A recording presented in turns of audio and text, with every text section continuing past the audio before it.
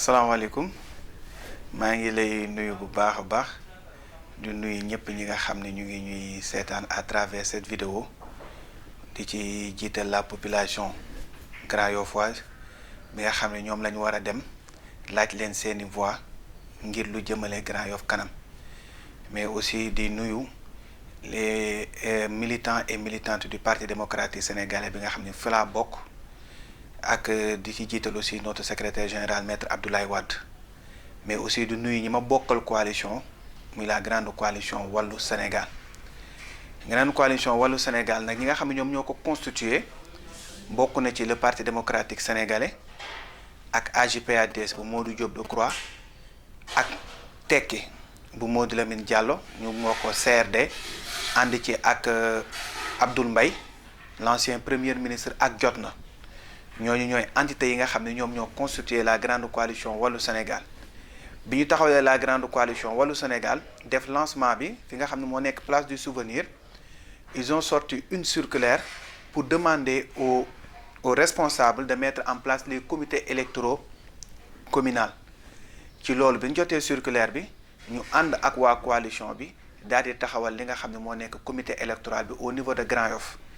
et bi ñu ko taxawalee entité yëpp ñu représenté ñëpp teew ñu def une assemblée générale bi ñu paree mu am ñaari candidats yoo xam ne génn nañ ci pour le compte de la coalition wàllu Sénégal muy kenn ku ñuy wax Demba Mariko bu nekk ci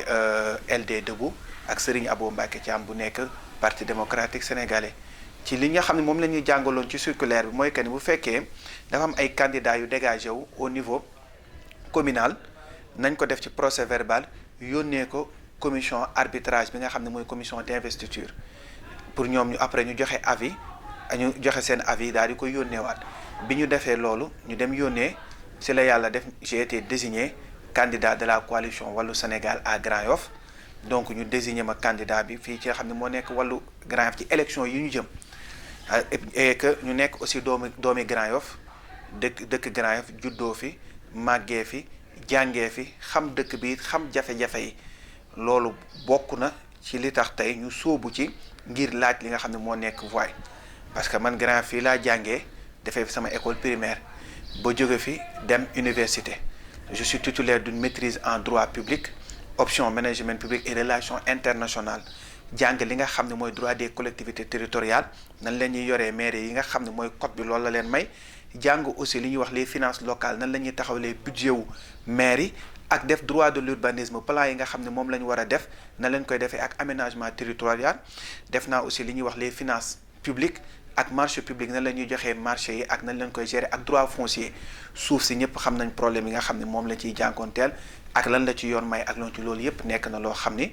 jàng naa ko et xam-xam boobu nag ak lu nga xam ne jàng nañ ko nekk doomi Grand Yoff te lu ñu am Grand Yoff la ñu ne kat loolu nañ ko delloowaat Grand Yoff jël xam-xam boobu utiliser ko pour suqali Grand Yoff donc coalition bi noonu la tënkee man maa nekk candidat bi fi nga xam ne moom moo nekk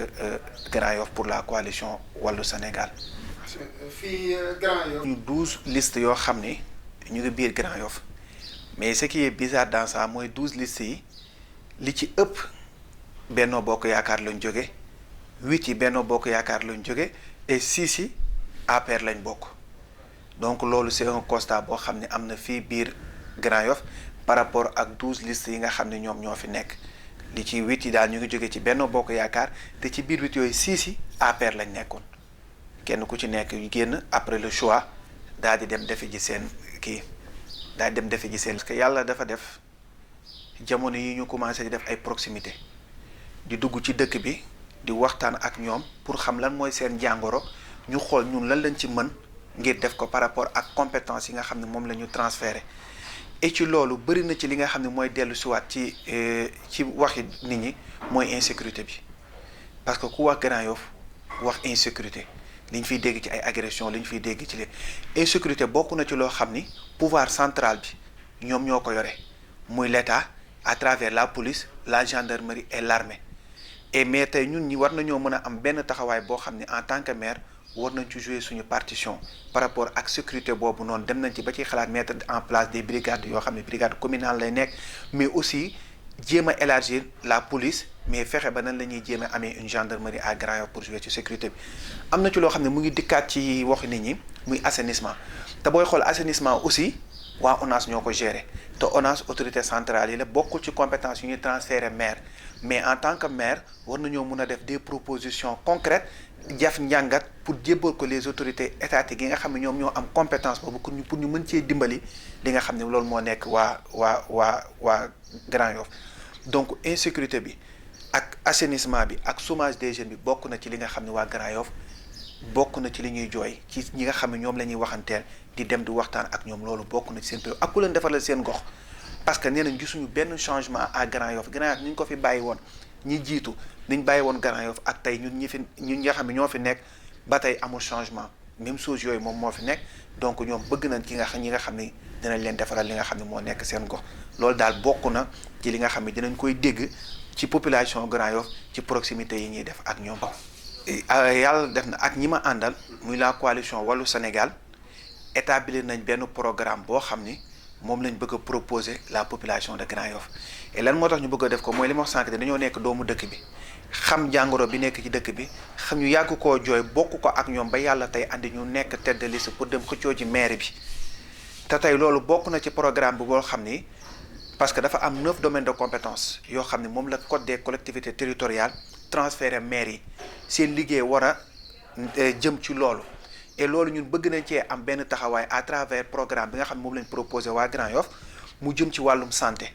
tey bëgg nañ suñu poste de santé yi ñu am ak centre de santé yi ñu am ñu yaatal leen mën leen a jox yeneen dayo yoo xam ne la population de Grand Yoff dinañ ci mën a gis seen bopp ba mën cee dem di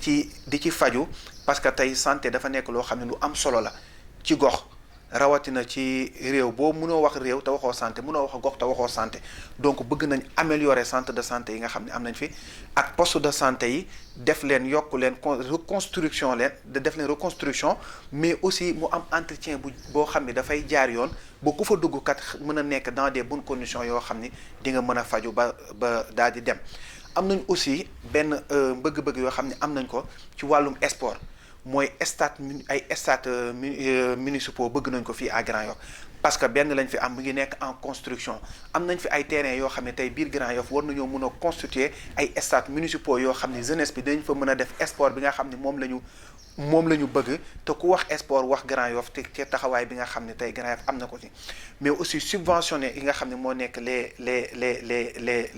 ASC mais aussi di def ay activités sociaux yoo xam ne dina permettre tey lu jëm ci wàllum sport beeg loisir bi yëpp ndaw ñi mën cee gis seen bopp tey Grand Yoff bokk na ci loo xam ne ñu ngi koy jooy muy pavage bi tey Grand Yoff na ngay sol sa dàll à 100 mètres nga génn sa kër balaa ngay ñëw dàll yi dafay tilim lan moo tax parce que suuf si dafa bëri tey ni ñu def ba pavé yeneen zones yi tey yaakaar naa ni Grand Yoff tey war nañoo mën a pavé la majeure partie des routes yoo xam ni ak koñ yi nga xam ne nit ñi ñu ngi fay jaar ñu jël ko pavé ko bu ko defee waa Grand Yoff daal di ci mën a gis seen bopp li nga xam ne mooy éducation tey bëgg nañ ci am benn taxawaay ndax éducation tamit dafa nekk lu am solo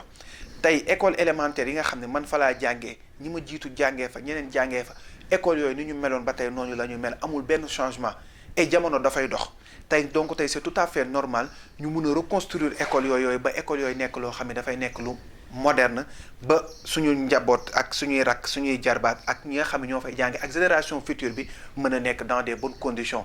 assister aussi li nga xam ne moo nekk école yi ci entretien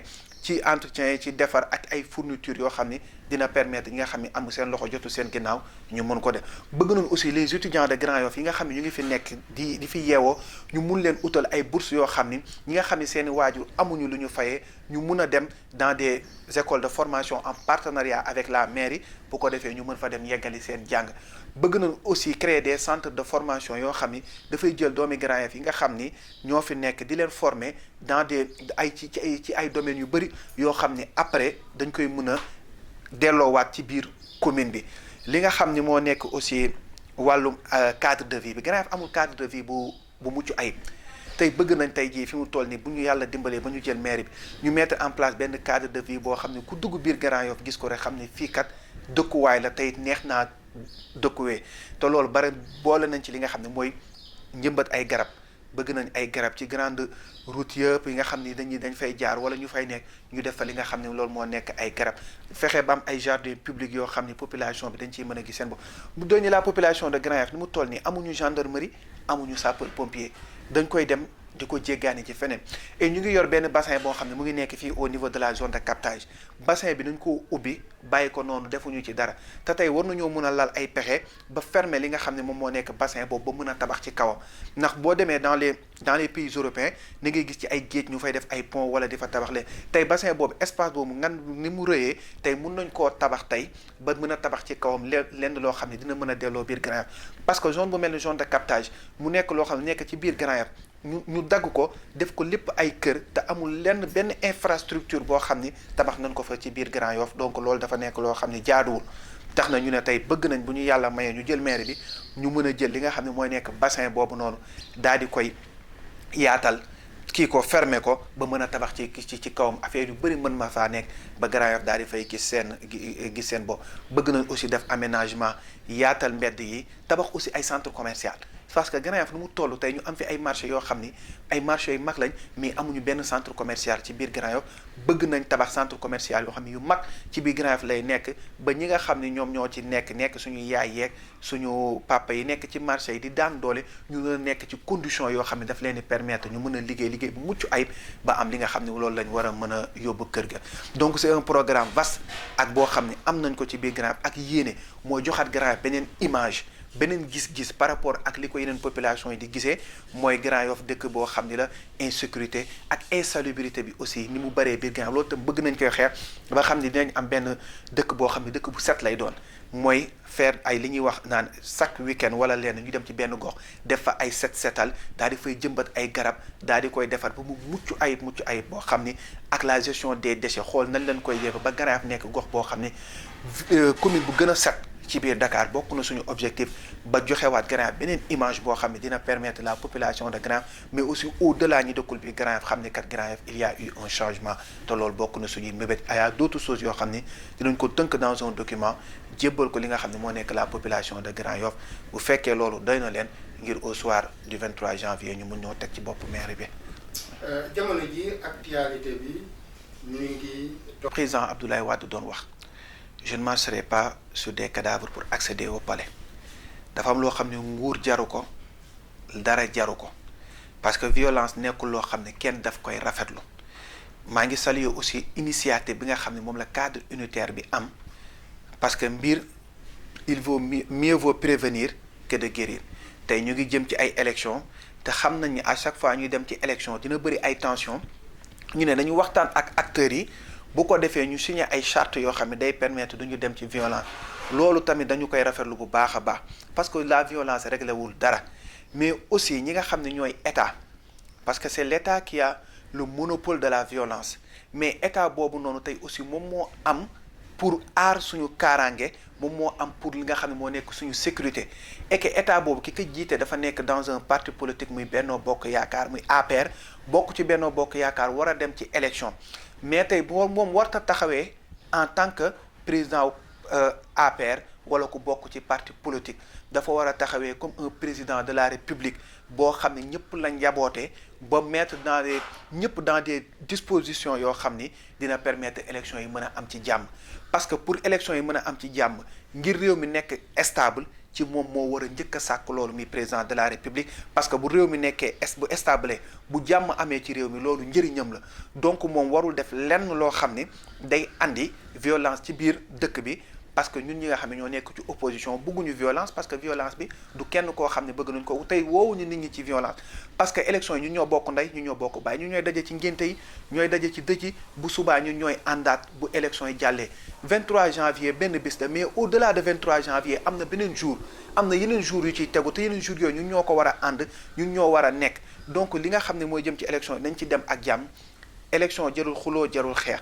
amal sa programme nga ñëw présenté ko askan wi keneen am programme am ñëw présenté ko askan wi ki askan wi jàpp ne programme am moo gën ci seen gox ñu jël ko teg ko fa su boobaa ñun ñëpp ñu doon uti ji ngir intérêt gox bi ñu àndandoo jàppale kooku ngir li nga xam ni fa la suñu bëgg suñu gox yegg mu yegg fa donc violence verbale bi violence physique bi et je lance un appel aux jeunes yi nga xam ne à chaque fois ñoom la ñuy utiliser ci violence yooyu noonu après ñoom daal di dem fàtte leen bis bu suñu faloo donc di leen wax kan yi nañu yor suñuy carte bu élection yi jotee ñu dem voté ji bu fekkee dañoo bëgg a def changement ñu def changement bu ñu bëggee def continuité ñu def continuité mais aussi l'État du Sénégal à travers le président de la République muy le président Macky Sall mu veiller à ce que élection yi jaar ci yoon mu veiller à ce que la sécurité ñu taxaw bis boobu noonu ba kenn du mën a jalgati wala kenn du mën a def lenn te mu taxawaayu njiitu réew bañ a taxawaayu chef de parti et di saluer l'initiative bi nga xam ne cadre unitaire am nañ ko et di ñaan élection yi daal di def ñu def ko ci jàmm génn ci jàmm parce que Sénégal ñoo ko bokk te Sénégal dafay continuer après les élections.